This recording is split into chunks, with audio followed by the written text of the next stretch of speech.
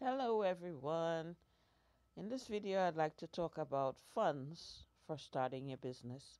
I would like to believe that if you plan to start your business this year that you were saving money from last year every week out of your paycheck. I would like to believe. Please tell me I'm right.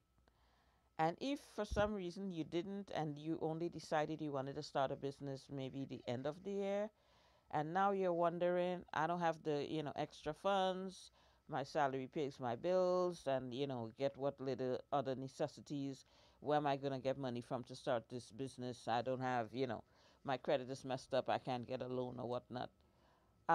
Question, are you expecting a tax return? Ding ding ding ding ding. What are your plans for your tax return? Blowing it on a bag, a shoe pairs, a few pairs of shoes, jewelry, whatever like that. Don't get me wrong, I love all those things too. However, if you're planning to do something that is, to make your future brighter, I would like to think that you are aware that you need to make some sacrifices. You could always splurge later on, but you need that money to start your business and you have no clue where you're getting it from, but you're expecting this money in the next couple months or so. Plan wisely. If you have kids and so on, you might be like, oh, well, during the year I could barely get them things. So I plan when I get my tax return, I'm going to take them shopping. That is understandable. That's a necessity. I have some bills I want to pay down. That's understandable. I'm not telling you that you work hard for your money and you're not entitled to buy something nice for yourself. You can. But don't spend all the money, splurging because you're trying to secure your future here. So you have to make sacrifices, and get a planner, or go to the deal store and get a composition notebook for 99 cents, whatever, and start making your budget from right now. If you have an idea of how much money you're expecting, start planning. Well, I need to go shopping for the kids, or I need to pay down on this bill, or I need a new cell phone, or whatever like that.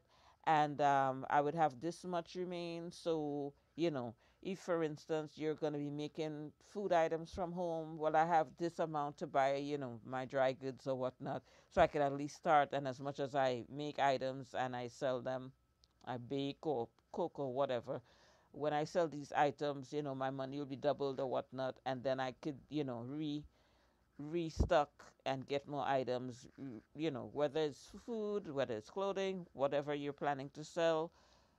You have to kind of, do your research and check the prices on things, and you would have an idea, how strong you want to start off. If you're planning to have an event, like let's say a bake sale, and you're like, I want to make 1,000 cookies, so I need this amount of money for flour and butter and eggs and sugar and so on. And after you make that sale, or you're going to an event, let's say at the kids' school, there's a bake sale at the kids' school, and you're gonna, donate some money to the school and get the school's permission to, use their premises to sell your baked goods, and you make your donation to the school, and then if you could get to do that on a consistent basis, that's money coming in right there. So you could afford to take some money, and if you know for a fact you're going to make back that money, in a fast, there's going to be a fast turnaround, you will just continue doing that. But don't sit here and say, I have no money, I don't know where I'm going to start. But you're going to get your tax return and go on a trip and spend it all and come back and be right back where you started. You know what I mean? So, I hope I'm not coming across too harsh. I'm just trying. I'm trying to help you. You can thank me later. Okay. Um, and so from now, you could get a notebook, a planner, whatever it is, and start writing down what it is you need to get to start, especially if you're starting to do things from home or online store, and you don't need money, for rent. You don't need money to do reconstruction on a building or whatever, because you're not starting off that advanced yet. You're starting slow and working your way up. Check out all the things that you would need to do and make sure you have enough funds to do these things. And if your credit is bad and you really want to get a loan but you can't right now, focus on starting to clear off your debt, so you could be able to get a business loan, a business credit cards, and stuff like that. If a lot of people don't realize if your credit is messed up, how much it affects you. It affects you in all aspects of life. Because anything you want to do, buy a car, get a home, whatever like that. So I don't want to really preach too much right now. I just want you to, you know, figure out from now before you get that tax return how you're gonna spend it. Start, planning it out, so there'll be no big surprises.